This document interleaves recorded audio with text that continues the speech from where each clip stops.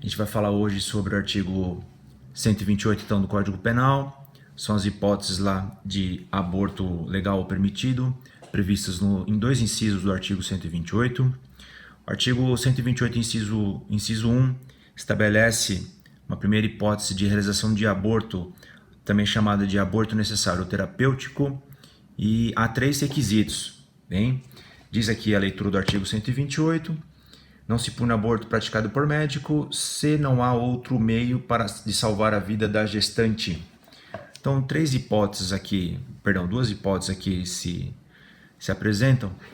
Bem, primeiro esse inciso 1 então, do artigo 128, chamado aí de aborto necessário ou terapêutico.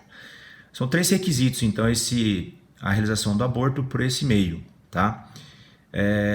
Primeiro, exige-se que seja realizado por médico. Bem, médico, qualquer que seja a especialidade, não há necessariamente que seja ginecologista ou obstetra. Qualquer que seja o médico, então, pode realizar essa hipótese de aborto. Bem, segundo requisito desse inciso 1 do artigo 128 é que não haja a mulher gestante corra perigo em razão da gravidez, tá? Então ela corre perigo de morte em razão da gravidez e então interrupção da gravidez é o único meio então para salvar a vida dessa gestante. Bem, e terceiro requisito exigido também para a realização dessa hipótese de aborto necessário é que a interrupção da gravidez é o único meio necessário para salvar a vida da gestante. Então, três hipóteses, tá? Três requisitos, volto a repetir. Primeiro, o aborto precisa ser realizado por médico. Segundo, a gestante deve correr perigo de vida.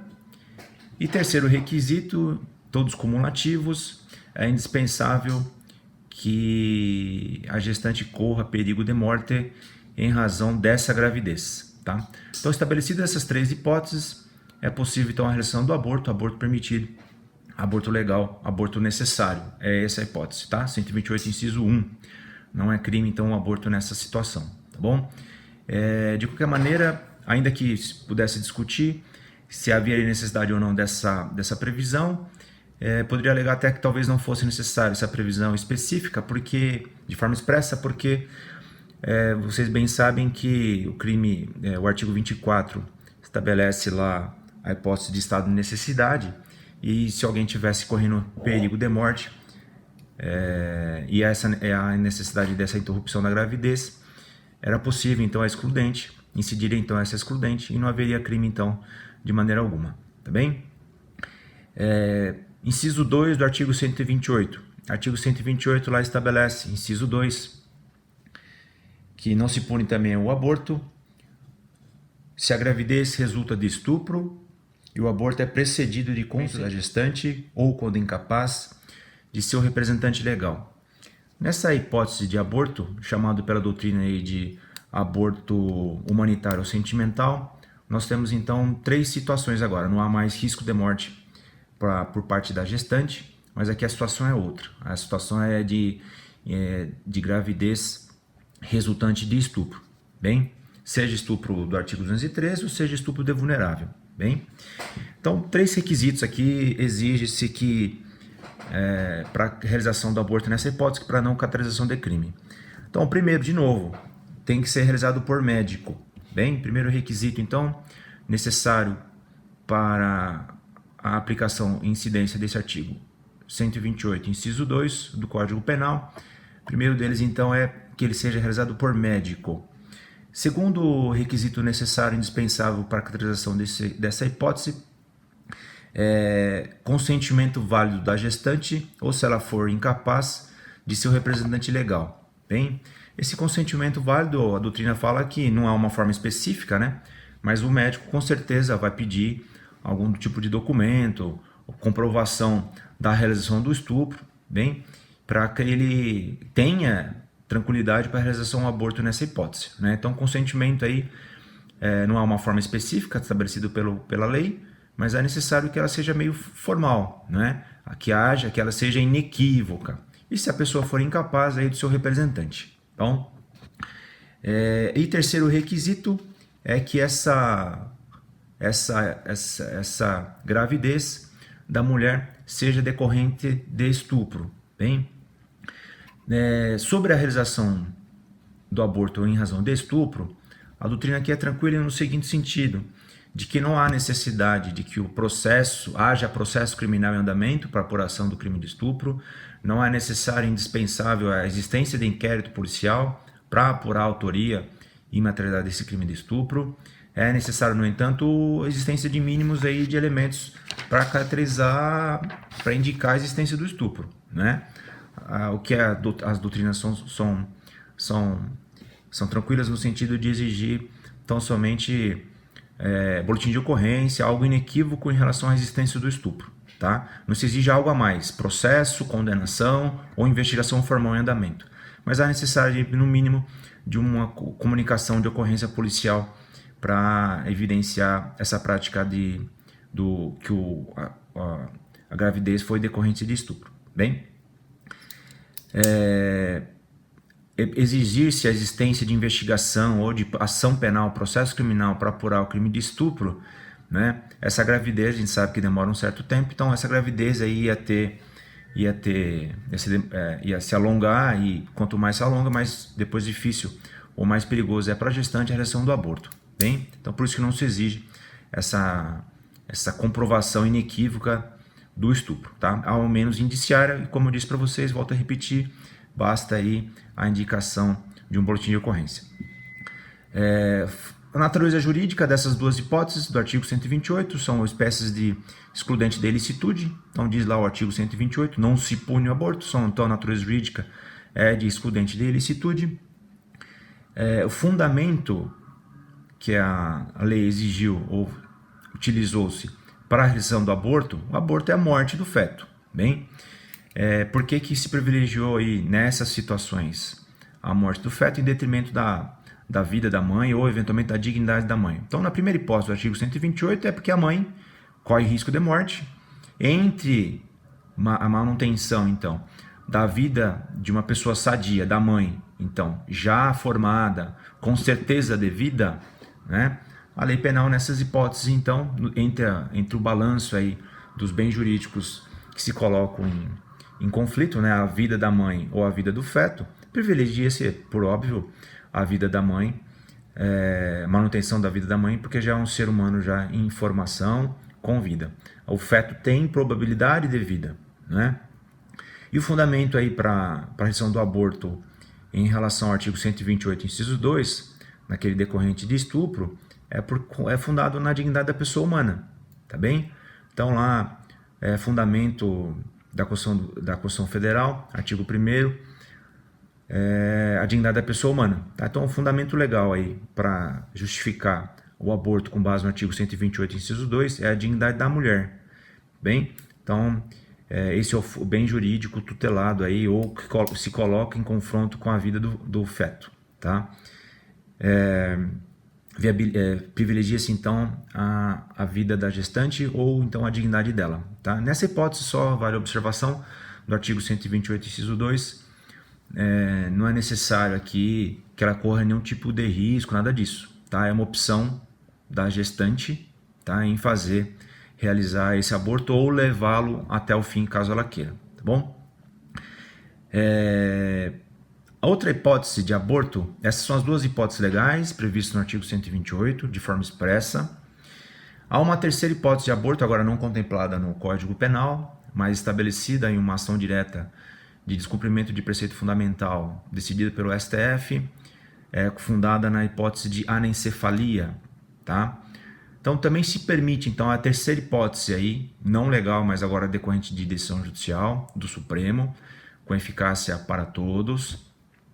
Essa decisão do Supremo foi tomada na ADPF, ação direta de descumprimento de preceito fundamental número 54, em que se permite a realização de aborto, não se pune também da mesma maneira, se permite então a realização do aborto na hipótese de feto anencéfalo, bem?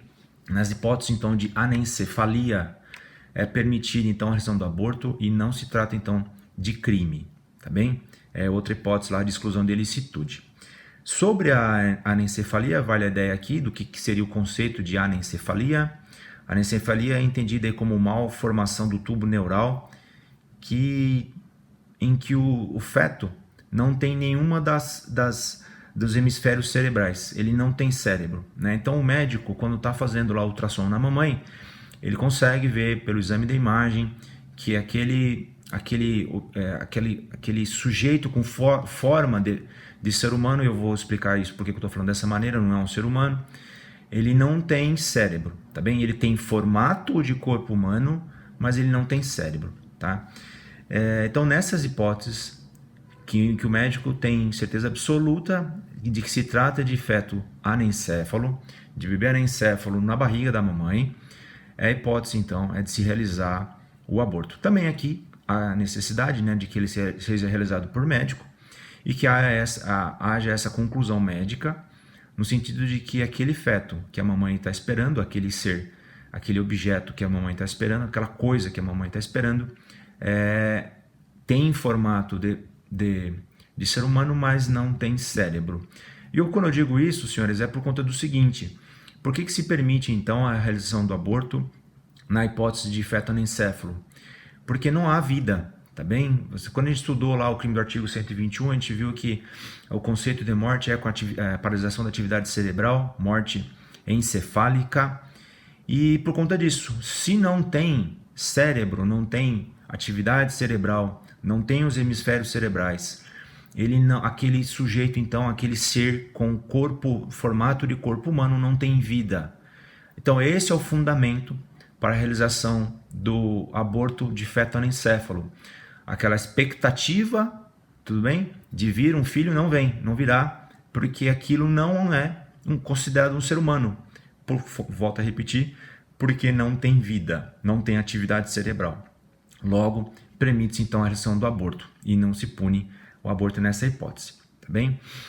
Na hipótese da anencefalia, a doutrina médica fala que é 100% de certeza de que não há vida, tá? Eu digo isso por conta do que eu vou abordar agora, um outro item que se entendeu que poderia se aplicar e incidir aqui nessa hipótese também de aborto, com base na ADPF 54, mas que não vem sendo tratado dessa maneira, é a hipótese da microcefalia, tá? Então, para concluir em relação à anencefalia, é possível então a realização do aborto com base nessa decisão do Supremo, tomada lá na DPF 54, em que se permite a realização de aborto por meio de médico, nas hipóteses então de anencefalia, ausência total de cérebro.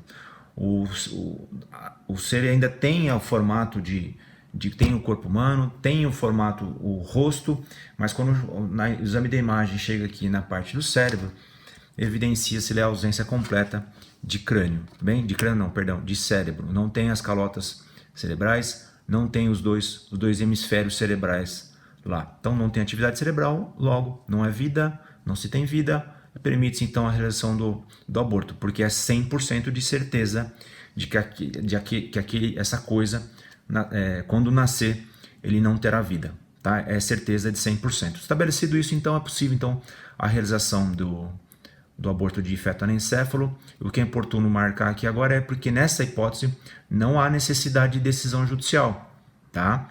Não há necessidade de intervenção do Poder Judiciário para a realização do aborto com base nesse fundamento de anencefalia. Bem, o médico tem liberdade, em conjunto com a gestante, de estabelecer lá, de realizar o aborto e não precisa de intervenção do Estado. Tá bem? Do Estado, no caso, do Poder Judiciário, uma autorização por parte do Poder Judiciário. Bem? Com relação à microcefalia, tá bem? É diferente o tratamento, tá? Tem parte de autores aí, ou de opiniões, no sentido de que a microcefalia poderia incidir, então, na realização de aborto com base no mesmo fundamento na DPF 54, tá? Não vi nenhuma decisão ainda nesse sentido, reconhecendo decisão de Tribunal Superior. Nunca vi nenhuma decisão nesse sentido, reconhecendo que a microcefalia poderá levar aí a fazer uma interpretação extensiva do que foi decidido na DPF 54, porque diferentemente da anencefalia, a microcefalia, o bebezinho tem sim os hemisférios cerebrais, até os dois. O que ele tem é uma diminuição desse cérebro, mas ele tem atividade cerebral, tá? Então, por conta da existência de atividade cerebral, ele tem vida. Logo, então, não é possível ou permitido, com base na DPF 54, a realização de aborto com base ou nas situações que o médico ou a mamãe e o papai se depararem com feto com microcefalia, tá? E isso, em 2015, houve a edição lá do Estatuto das Pessoas com Deficiência, e lá se garante a dignidade da vida das pessoas com deficiência, bem? E ainda que ocorra malformação cerebral, é possível sim essa pessoa viver com dignidade, né? Ainda que com essa deficiência, porque, como dito, volto a repetir, ele tem atividade cerebral. Ainda que não seja uma vida comum, como uma pessoa capaz, ele tem vida, tá? Outro dia também vi até na imprensa um caso aí de uma das primeiras crianças no Nordeste lá que nasceu com microcefalia por conta da dengue e zika. Ela tá a vida normal, ela frequenta a escola, ela tem umas dificuldades, ela precisa de necessidades especiais, mas ela tem vida normal, né? Então, por conta disso, por existência de atividade cerebral, microcefalia não se entende como possível a realização de aborto com base na DPF 54. Bem,